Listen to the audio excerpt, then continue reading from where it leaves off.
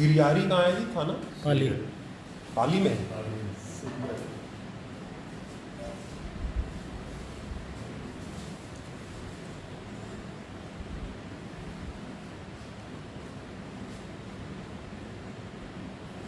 ये जो महाराष्ट्र वाला है इसका डिटेल नहीं दियो केस का। उसमें सर ये पेशी पे ले जा रहे थे इसको, फिर ये कोसला राम और उनके आदमी के जिन्होंने फायरिंग करके इनको छुड़ा के ले आए थे। वो क्या कब था, घटना कब का है डेट? इसका FIR नंबर मंगा ली क्या महाराष्ट्र से? सर मंगा चुके हो क्या? कह दिया आ रही ये डेट क्लियर नहीं है कब हुआ ये महाराष्ट्र वाला घटना। ईगन से पूछता हूँ इसको।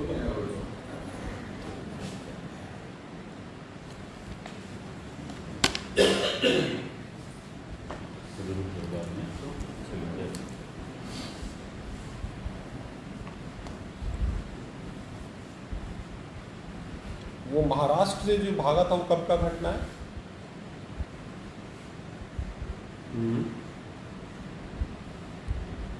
वहां क्या फायरिंग करके छुड़ाया था, कैसे छुड़ाया था?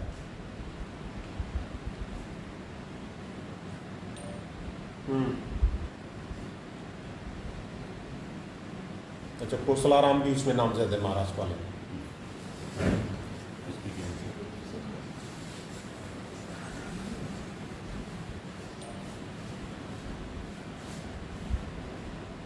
ये कह रहा है कि इसने लिख दिया है अभी फायरिंग करके छुड़ा ले गए थे, वैसा वहां का FIR है क्या महाराष्ट्र वाला? वो तो गूगल लेंस से ट्रांसलेट हो जाएगा, भेज दो मुझे, गूगल लेंस से हो जाएगा। उसमें हेलो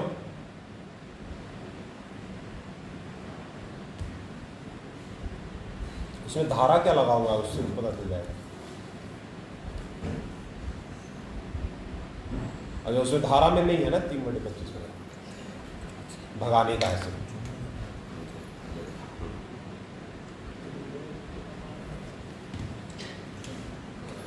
वहाँ नहीं है फायरिंग, गलत लिख दी हो। वो FIR मंगाओ ना, और उसको गूगल लेंस से ट्रांसलेट करना हुआ है, मराठी में है वो FIR।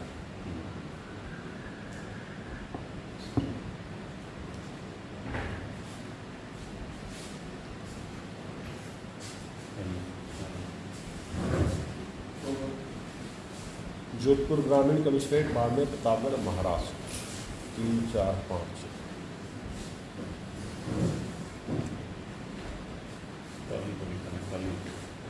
अब ये जो क्रिमिनल रिकॉर्ड है ना अपडेटेड नहीं है, जैसे महाराष्ट्र वाला मुकदमा है नहीं रहा। महाराष्ट्र वाला एक वो नहीं है महाराष्ट्र। नहीं, ICJS से सर्च किया करो तुम लोग, ICJS से सर्च किया करो, ये अपडेटेड नहीं है।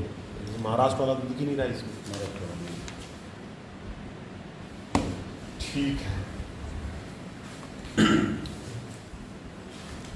ये अपनी घटना कितने तारीख आज क्या है? 9 तारीख आज 7 की हो गई। 7 की आप कैसे बोल दो। टाइमिंग क्या है? दोपहर 3 बजे लगभग। 3 बजे रोल करें सर। बताएं सर क्या घटना था? मैं 7 तारीख को जो घटना हुआ था फायरिंग को लेकर जो मामला है उसको।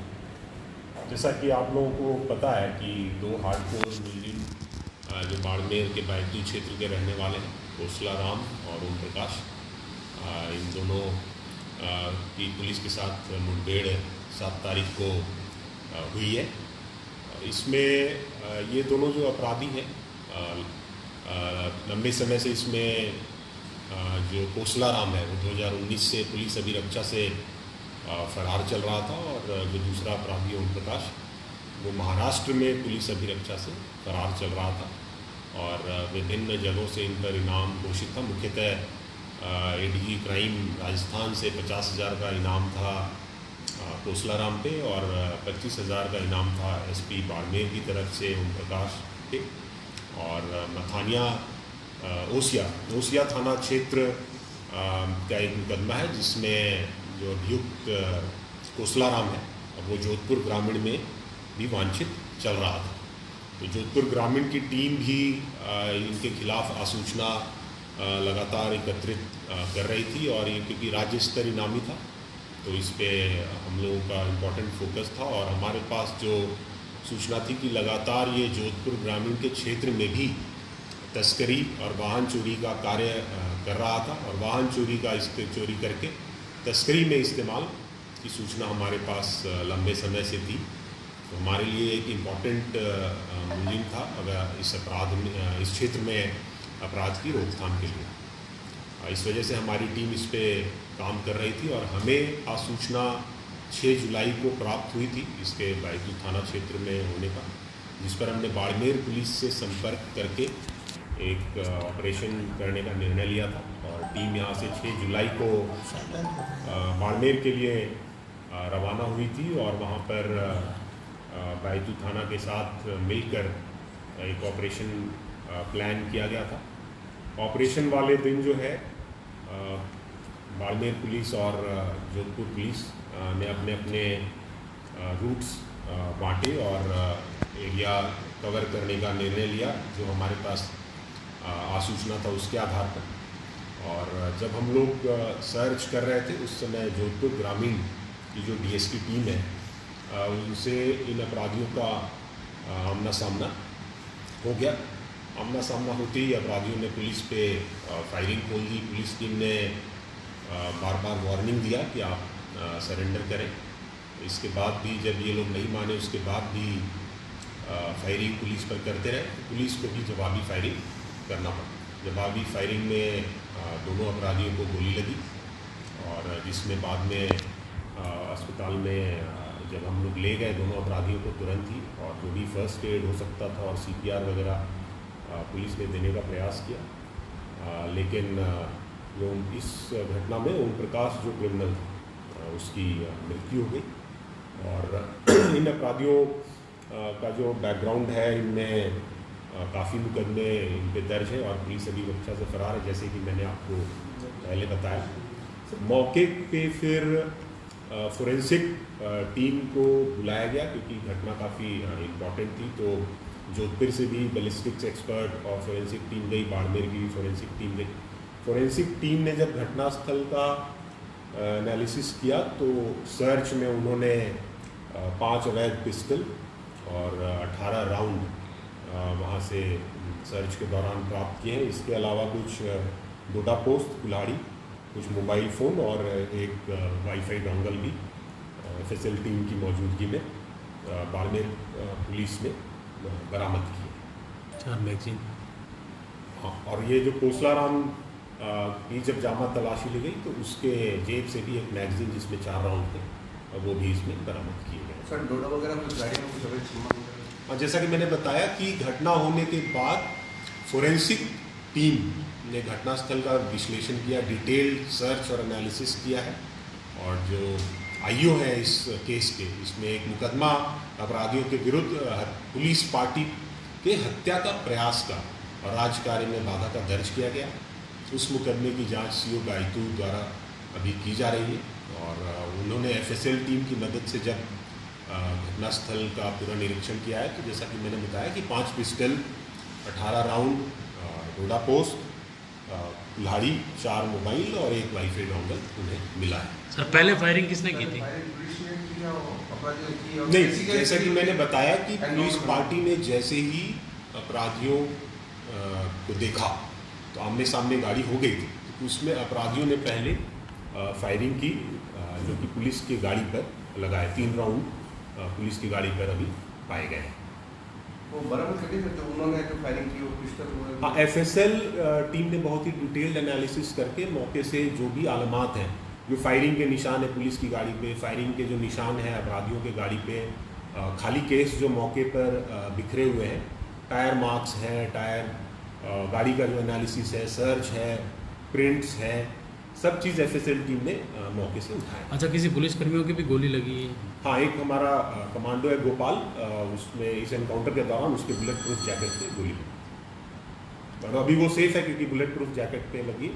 बुलेट प्रूफ जैकेट का भी एनालिसिस FSL टीम द्वारा। सर ऐसी क्या परिस्थिति बनी कि सर उसको गोली मारनी पड़ी? क्या वो पुलिस के जवानों को टारगेट करके फायर कर रहे थे या क्या था? हाँ बिल्कुल, जैसा कि मैंने बताया कि गाड़ी रुकते ही सीधी जो अगर आप देखेंगे तो जो बुलेट है अपराधियों की वो पुलिस की गाड़ी की जो विंडशील्ड है उस पे लगी है, हमारे बुलेट प्रूफ जैकेट पे लगी है, क्योंकि ये बहुत हार्डकोर पुलिस अभिरक्षा से फरार अभियुक्त था, इसको पकड़ना भी ज़रूरी था। पुलिस ने अपनी जान को जोखिम में डालकर इसको पकड़ने के लिए जब इसकी तरफ गए तो अपराधियों ने अंधाधुंध फायरिंग पुलिस पार्टी पे की। अगर पुलिस पार्टी उस समय फायरिंग नहीं करते तो उनकी जान को भी खतरा था। उसने आत्मरक्षा में फिर पुलिस पार्टी ने भी फायरिंग की। ऐसा क्या हुआ सर, उसकी बॉडी को जोधपुर भेजना पड़ा? बाड़मेर में जैसा मुझे बताया गया, बाड़मेर में कुछ फैसिलिटीज़ जो है एडवांस नहीं है, क्योंकि इम्पॉर्टेंट केस है। केस क्योंकि इम्पॉर्टेंट है तो अच्छी फैसिलिटी जहाँ हो, क्योंकि इसमें जो भी गाइडलाइंस हैं विभिन्न संस्थानों के, वो कहते हैं कि पोस्टमार्टम जो है अच्छे तरीके से होना चाहिए। तो पोस्टमार्टम की जो फैसिलिटीज़ जो मुझे बताया गया है कि जो है जोधपुर में बेस्ट है। बहुत तरह के एक्सरे लेने होते हैं, बहुत तरह का एनालिसिस करना होता है डेड बॉडी पे, तो उसके लिए एक्सपर्ट्स यहाँ पे जोधपुर में बेहतर है। सर दोनों तरफ से कुल कितने फायर हुए सर? मौके के अभी जो एनालिसिस है उसमें खाली केस कुछ मिले हैं। पुलिस की तरफ से 10 राउंड फायर हुए और कुछ खाली केस जो है अपराधियों के मिले हैं। बहुत बार वहाँ पे लगातार बारिश हो रही थी, जब से घटना हो उसके बाद से शाम तक कल भी बारिश हो रही थी। हो सकता है कुछ खाली केस मिले हो ना मिले हो, दैट वो एक फोरेंसिक टीम और आईओ ही इसका अंतिम निर्णय दे पाएंगे कि एग्जैक्ट कितने राउंड। पुलिस के राउंड तो बहुत क्लियर है कि हमने 10 राउंड फायर किए, और अपराधियों का कितना राउंड फायर हुआ है नहीं हुआ है, मौके का एनालिसिस, एफएसएल का एनालिसिस, आईओ का एनालिसिस के बाद पूरा क्लियर हो पाएगा। अभी कुछ कहना जल्दी होगा, क्योंकि हमारे पास तो अपने राउंड की गिनती होती है। हम तो बता देते हैं फायरिंग करके कि हमारे पास इतने राउंड थे, अब इतने बचे हैं, बट अपराधियों ने कितने फायर किए नहीं किए, ये आईओ और एफएसएल टीम अपने पूर्ण एनालिसिस के कितना इनाम घोषित था इन लोगों पे दोनों? 50,000 एडीजी क्राइम की तरफ से कोसलाराम पे था और 25,000 एसपी बाड़मेर की तरफ से ये ओम प्रकाश पे था। इसके अलावा भी मेरे ऑफिस से भी 2,000 का इनाम इस कोसलाराम पे था। सर सारा मामला हो गया, एनकाउंटर हो गया, अब क्या पोजीशन है? उनकी तरफ से डिमांड की जा रही है कि सीबीआई जांच करवाई जाए, पुलिस की जांच होने में भरोसा नहीं है, पुलिस के ऊपर मुकदमा दायर करने की बात कर रहे हैं। साथ ही साथ इस एरिया को अभी भी सील करके रखा हुआ है या वो एरिया खोल दिया गया है?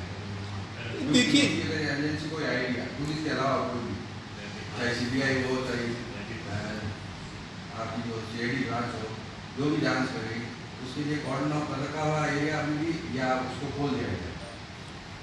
पहला, जैसे कि आपने बताया कि आरोप लगा रहे हैं और जांच की डिमांड कर रहे हैं, तो जैसा कि मैं आपको बता दूं कि इसमें एक मजिस्ट्रियल इंक्वायरी ऑलरेडी ऑर्डर कर दिया गया है, क्योंकि ये एसओपी का पार्ट है और एसडीएम जो है बायतू वो इसकी एक मजिस्ट्रियल इंक्वायरी कर रहे हैं।